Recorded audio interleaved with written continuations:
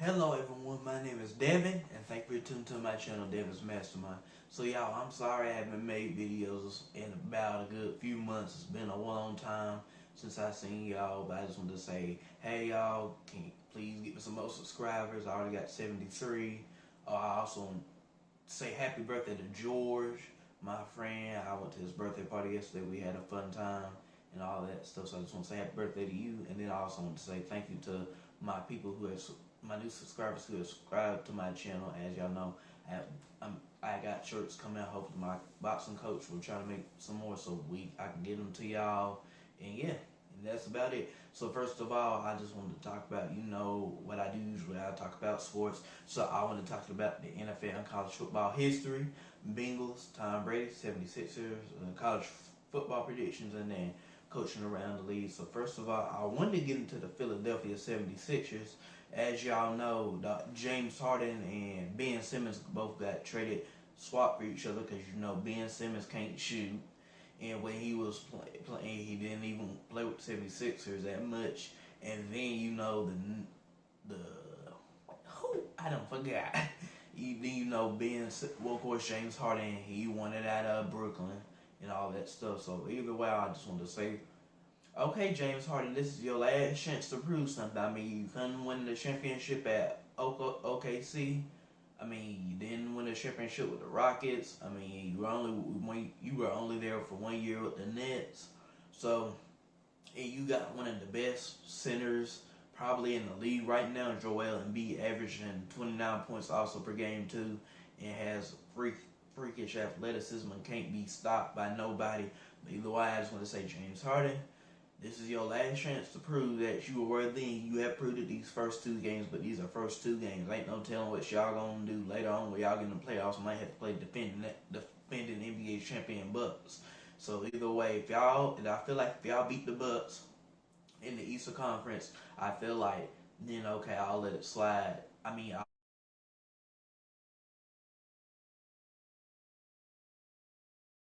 I'll let James Harden. I'll give him his props. But either way, like I said, James Harden, it's your last chance to prove yourself. It is. Yeah, if you done good, you want to keep that. You want to keep that consistency. And I think the 76ers are aimed to win the NBA championship and to get into, well, of course, go past the Eastern Conference Finals, but also get to the championship. I think Joel Embiid. Now, the MVP race is pretty tight because you got Joel Embiid, you got Ja Morant, you got DeMar DeRozan, you got Giannis Antetokounmpo. Who else you got? Yeah, you got him. I mean, who else? There's plenty. It's so many NBA players. I don't know who to pick. But either way, that's all y'all got. So, hey, hopefully the 76ers can pull it out. So either way, next up, I want to get into Tom Brady. I was kind of glad he retired. Cause I'm like, man, you just won the Super Bowl too many times. Like, give somebody else a try.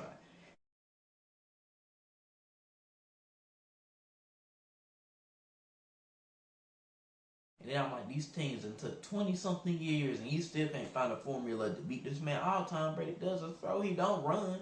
He can't run.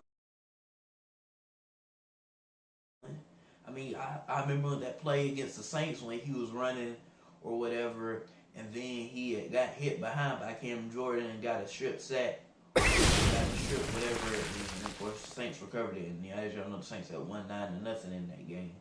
But either way, yeah, congratulations to Tom Brady. I hope he had a great retirement. I mean, he won. He's not only the best quarterback of all time, but he's probably one of the best players in history. In the history, you can't deny that. Now in his position, yeah, of course he's the best, but yeah, if it's NFL players, he's definitely in the top two. I mean, he's probably still number one. It doesn't matter because he's the won 7 Super Bowls, six with Patriots, one with the Bucks. And then of course he led the NFL in touchdowns and passes per game.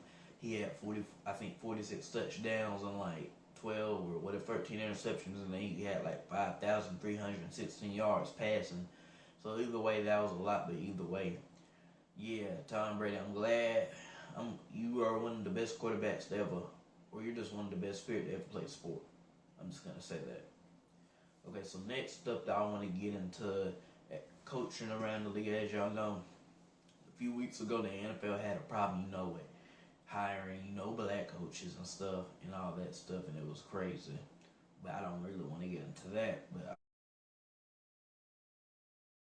I do want to get into coaches, in the college football. As y'all know, Brian Kelly went to LSU. Marcus Freeman became the head coach at Notre Dame. Of course, Brian Kelly left Notre Dame for LSU. But I still think Ed Algeron is better. And I feel like Brian Kelly is one of the ones, it's like he's kind of wanting to do a little bit too much to show everybody, like with the accent he had did one time, and then that when he was standing behind a player and they were doing like a dance. I think I remember seeing that because everybody talked about where he was standing behind this dude, I guess, that they were recruiting, and everybody like, why are you all up on him like that? Why you behind him? I'm like, yeah, that does look a little weird. That look a little crazy. You ain't supposed to be doing that. But hey, that's the normal. I guess that's the normal thing now. But either way, it shouldn't be. But either way, next up, I want to get into what else. Okay, of course, Brent Benables. He went to Oklahoma. He was the defensive coordinator for Clemson. He did a pretty good job there. I mean, Clemson had like one of the best defenses. I mean, you had pros like Dexter Lawrence, Christian Wilkins, Cleveland Farrell. And of course, Clemson was one of the greatest football teams over the past 6 years. But then this season, they took a little. They're now kind of in that rebuilding stage. I think now Clemson definitely is, because as y'all know, they went 10-3.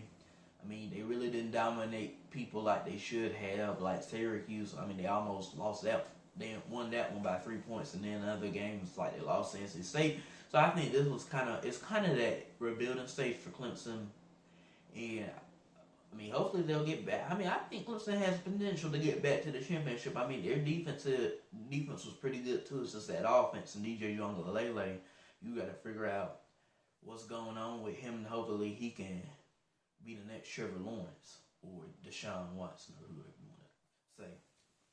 So next up, I want to get into, as y'all know, Caleb Williams, the quarterback who was with Oklahoma, and Lincoln Riley. As y'all know, Lincoln Riley went to USC, and so did his quarterback.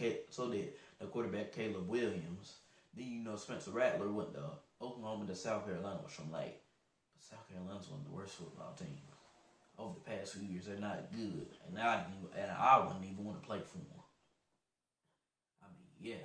They're literally like one of the worst football teams over the past few years. They haven't been good since Jadon Clowney lastly laid that hit on them against that Michigan dude back in 2012. I mean, they were good the next year, but after that, South Carolina's been ever since Clemson was going up, South Carolina went down.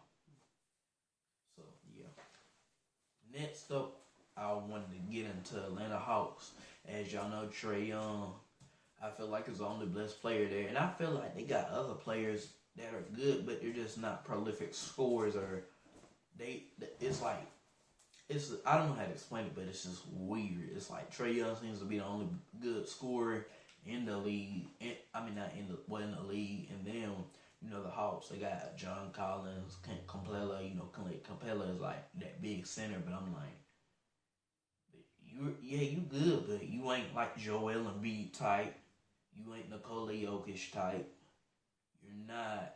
Who else is plenty of centers? You sure ain't Shaq type, but you're not none of that. But either way, he's a center, and then Kevin Huerter is like, I don't really go into deep, like with power forwards and point guards and stuff, but I feel like Kevin Huerter's a good scorer, and they got David Gallinari, and then Boban Marjanovic or whatever, I forgot, But hey, hopefully the Hawks can pull it out.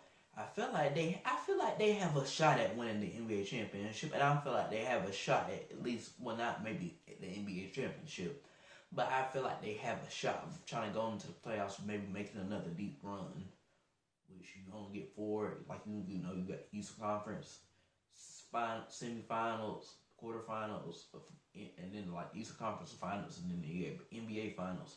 I feel like the Hawks, now that the Nets are not doing good, because Kevin Durant's been out, Kyrie Irving, and then James Harden. I feel like for the Hawks to be a beast, they got to beat the 76ers again in the Bucks. But you remember they lost to the Bucks in 6 games. They beat the 76ers in 7 games, But I feel like now that you got James Harden on that team, the 76ers are probably, like I said before, the championship favorite to win the championship.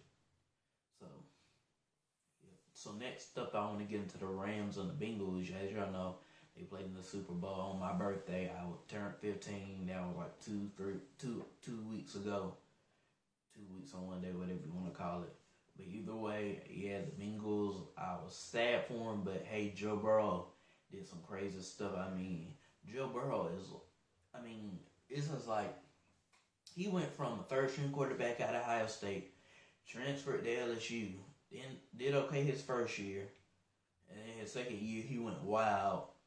Then last year, the year he had got hurt, he only played 10 games, and then, he played the full season. The full season, and he did pretty good. He took them to the Super Bowl. He won the NFL Comeback Player of the Year. And yeah, but Joe Burrow, it's just something about him. It's like he reminds me of Tom Brady. This is how Tom Brady took his team to the Super Bowl in his first year with the Buccaneers and of course the Patriots.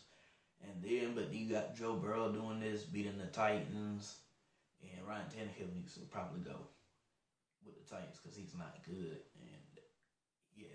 And then he beats the Chiefs 2 times, not 1 time, but 2 times. He beat him the first time 34-31. Then he beat him the second time 27-24. I was like, and I had actually predicted the Bengals to win. No, I didn't get to say nothing, but I actually predicted the Bengals to win by 3 points way before it even happened because I knew it was going to be a close game. Either way, the Bengals shocked the world, went to the Super Bowl. Of course, lost to Aaron Donald and the anchored defense in the Rams. And as y'all know, the Bengals have a real problem. They definitely draft an offensive lineman because Joe Burrow does not need to be, one of those quarterbacks where he's good, but then he's getting hurt or he's getting sacked. Joe Burrow got sacked 70 times. Come on now. Being sacked 70 times, if I was Joe Burrow, I would have been like, I can't play for y'all no more because y'all just going to sack me. Y'all can't protect me. And y'all them big offensive linemen that are like 6'5" something, 300 something. And then, let me not say that, but then you got a quarterback who's 6'4", around 240. And you mean to tell me y'all offensive linemen can't block these defenses and stuff? It's just crazy. But hopefully they can do something, I feel like all they need to do is draft a few linemen, and I think they'll be pretty good at stuff. So, yeah. And next up, I want to get into the NFL and the history of it. As y'all know, the NFL was established in 1920. They've been here for 102 years. Back then, you didn't really have that many teams.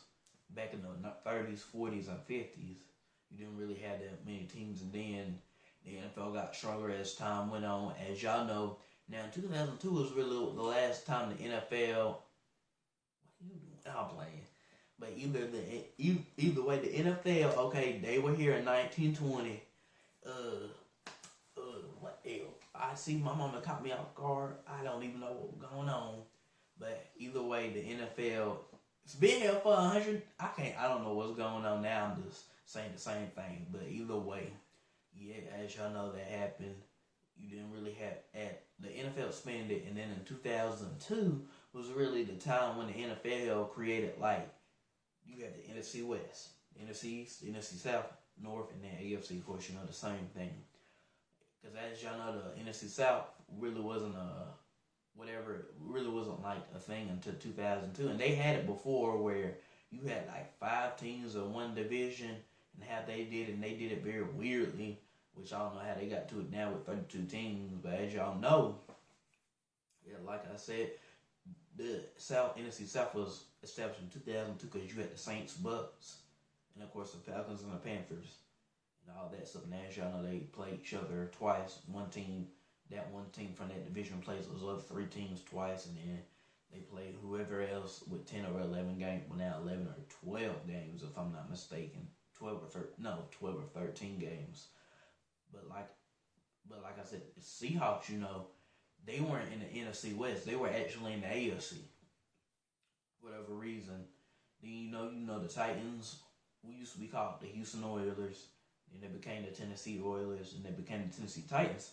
The Houston Texans weren't franchised until 2002. I'm just like, I don't really understand where all that went, whatever what was going on there. Just like you had the Baltimore Colts, and now you got the Baltimore Ravens and the Indianapolis Colts. But I'm like, where are y'all? And then they would just be going to different cities and stuff. Just like you had the Los Angeles Raiders, and then Oakland, then back to Los Angeles, and Oakland, now Las Vegas. Then you got like the Chargers, San Diego, back to LA. But the Rams are probably like, the Rams remind me of a way like the Lakers because they done won titles, while the Clippers and the Chargers remind me. Because, they ain't won a title. They done the Chargers been to the Super Bowl, and of course the Clippers went to their first Western Conference Finals in history last year when they went to the Western Conference Finals and defeated the Jazz in 6 games. So, yeah. But either way, like I said, it was weird how they did everything. Just like you had teams played 16 games for a while, then it went 17. Then Monday Night Football, the first Monday Night Football game, I think was in 1970. It was with Miami Dolphins and the Chiefs. And I also say I think the Miami Dolphins had won 27-24, but that's when they started to play Monday Night Football was in 1970. Then in 1966, yeah, as y'all know, the Falcons were a team. They were located in Atlanta, of course. And then the Saints came out the next year after them. Either way, the Super Bowl era started in 1966. Before you just had AFL and NFL, now you got AFC, NFC. But before that, and then you had teams like Detroit Lions had been there way before that. Had been there way before the Super Bowl era even started. Of course, the Browns, them Philadelphia Eagles, the Los Angeles Rams were there because, as y'all know, these teams had it where they built their way up, and then you knew about them. And then, as I don't know if I mentioned this, but the Kansas City Chiefs used to be called the Dallas Texans, and they were founded in 1962. So that was when they were founded, and then once whatever they had changed it to the Kansas City Chiefs, I think the next few years after that. So yeah, that's a lot to swallow up. And as y'all know, the Bears back in 1934, they were the undefeated team. Them, the 2007 New England Patriots, well, they had lost, but either way, the Bears had, I think, the undefeated season then. And as y'all know, the 1972-73 Dolphins were also undefeated. The Bears likely would have been undefeated in 1985 if they didn't lose to Miami in that game, because that's called, the famous game is called the Dolphins and the Bears Perfect 85 season in 1985, which was 37 years ago. And so either way, they had lost, but they also had beat the Patriots 46-10, and that was when Walter Payton and who that big old offensive lineman, I think William Perry, or what you call the refrigerator, but he always used to get that touchdown and get in the end zone with his big self. And they had demolished the Patriots, well, what they used to be called the Boston Patriots, 46-10. And then, as y'all know, the sacks weren't really a thing until 80, I think, 5 or 86, because, what was it, Lawrence Taylor, one time I was looking at his Wikipedia, I was looking at him, and he had, if he would have had way more sacks, he probably would have had the sacks record if sacks weren't created a thing at his time. But then as time went on, sacks were created, because as y'all know, Bruce Smith is the famous, I think, sacks leader. Then you have Reggie Smith, the one who played for the Packers and the Philadelphia Eagles. And he was born in 1960 something, and then they say he had died 18 years ago. He had died in 2004, I think, because he had some kind of whatever cancer disease. But either way, rest in peace to him. But that's who Bruce Smith broke the record from, was him back then. And then you got, who else you got? You got plenty of other dudes trying to break sacks records and everything. But yeah, and then so that's about a lot. And then I also didn't tell y'all this, as y'all know, whereas some folks know, some folks don't.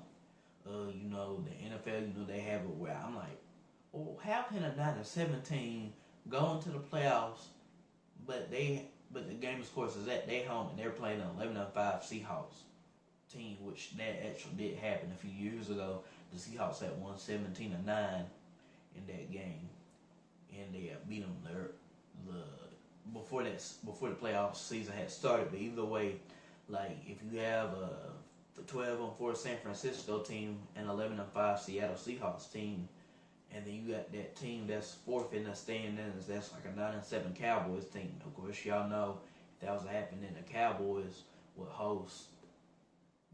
make Seattle come to their house and play.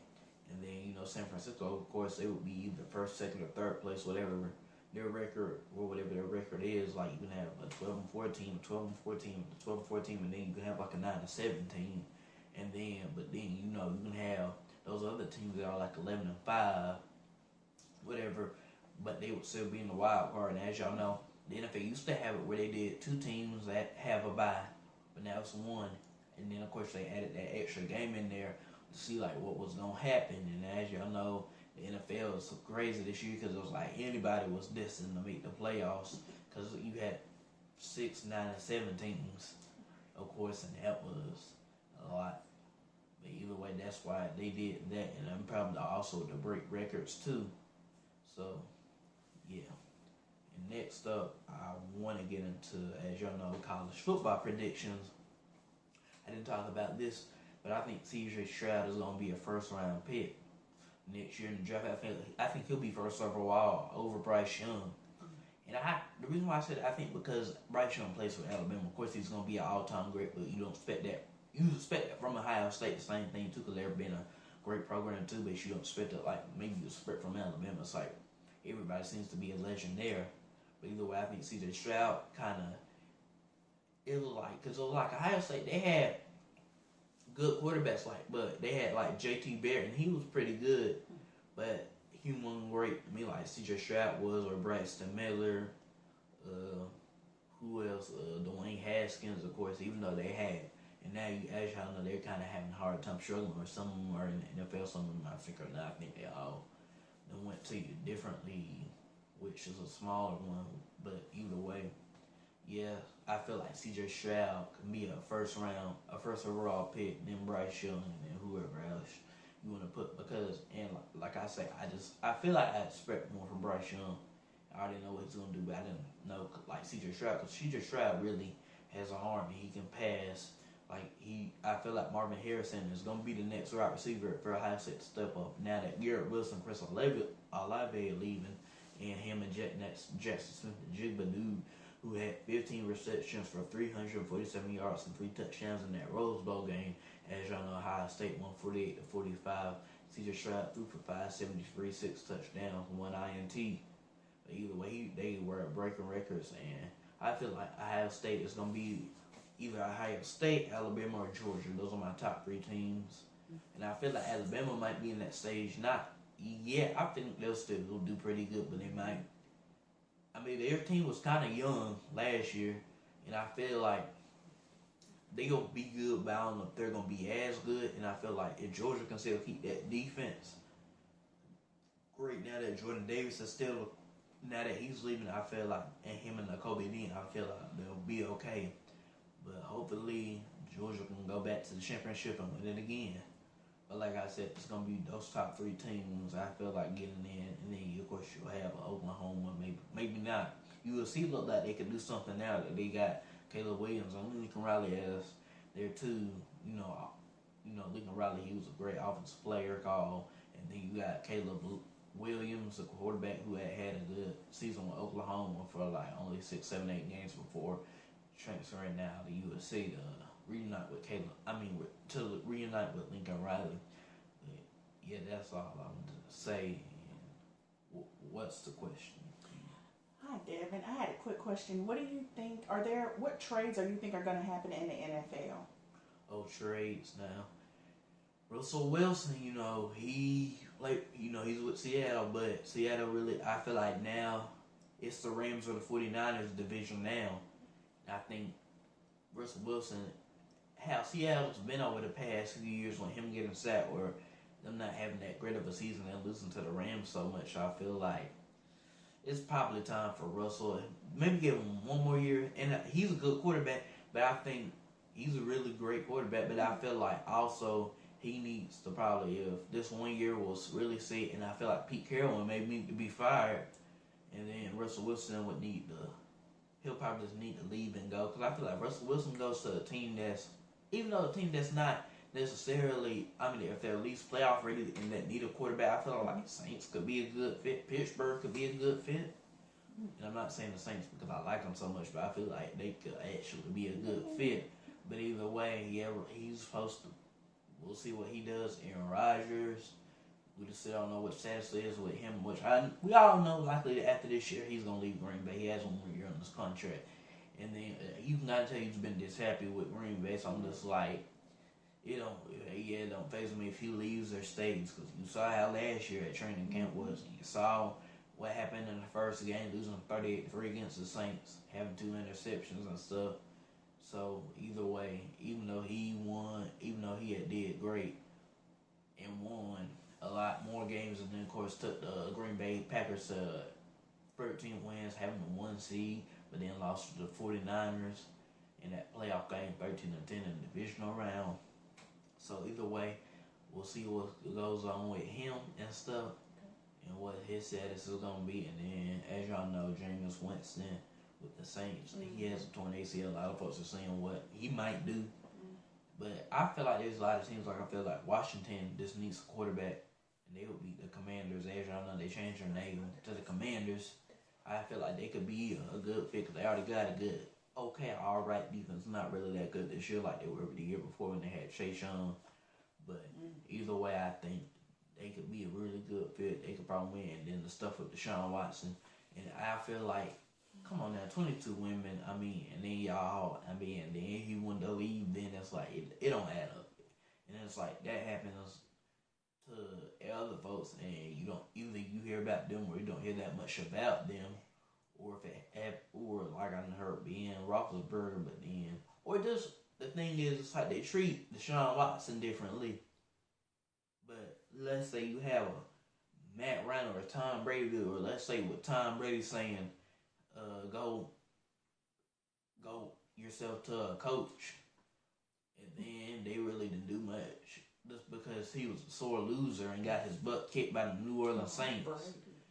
I'm just like, and all that stuff. I'm like, but with CeeDee Lamb, like finding him because he did bye-bye New England and did that little wave or whatever, and finding him enough money. And sometimes folks celebrate, but as long as you're not like doing anything real mean, I feel like everybody should be okay with it and just leave it at that. But as y'all know, the NFL treats people differently. These folks different, I guess, because since Tom Brady is the best quarterback of all time, which he is, they're not really going to reprimand him like that or do nothing. But hey, that's just the NFL and their worries. It's not nothing for me to worry about, for Reggie and whoever else to worry about. But they do need to make better changes. Yeah, me too on a lot of stuff. Yeah. Next up, this is the last thing before I go, but as y'all know, March Madness is coming up. I feel like Gonzaga has a good shot at winning the championship, like they kind of been doing, even though they haven't won it, but they've been getting to it, and they've been a good dominant program for the past 22 years, ever since Mark Few took the head coaching job, and he got Kansas, Baylor, Arizona, Kentucky, Auburn, not really no more, because Minnesota lost a few road games, but hopefully it's just a sign of them playing better on the road and all that stuff. And then you got other teams, Providence, whoever else.